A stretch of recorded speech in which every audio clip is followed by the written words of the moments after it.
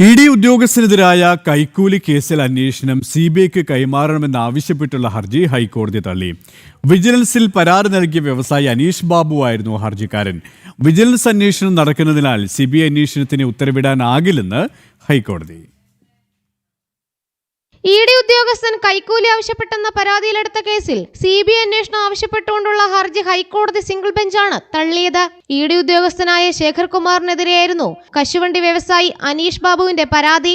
നിലവിലെ വിജിലൻസിന്റെ അന്വേഷണം തൃപ്തികരമല്ലെന്നും സിബിഐയുടെ അന്വേഷണം വേണമെന്നുമായിരുന്നു അനീഷിന്റെ ആവശ്യം. തനിക്കെതിരെയുള്ള കള്ളപ്പണ ഇടപാട് കേസ് ഒതുക്കി തീർക്കുന്നതിനായി ഇഡി ഉദ്യോഗസ്ഥൻ 2 കോടി രൂപ കൈക്കൂലി ആവശ്യപ്പെട്ടുവെന്നായിരുന്നു അനീഷ് ബാബുവിന്റെ പരാതി.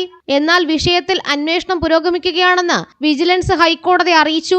ഇക്കാര്യം പരിഗണിച്ചാണ് കേസ് സിബിഐക്ക് വിടേണ്ടതില്ലെന്ന് ഹൈക്കോടതി തീരുമാനമെടുത്തത്. അതേസമയം കേസിന്റെ അന്വേഷണം 90 ദിവസത്തിനുള്ളിൽ പൂർത്തിയാക്കണമെന്ന് വിജിലൻസിന് ഹൈക്കോടതി നിർദ്ദേശം നൽകി.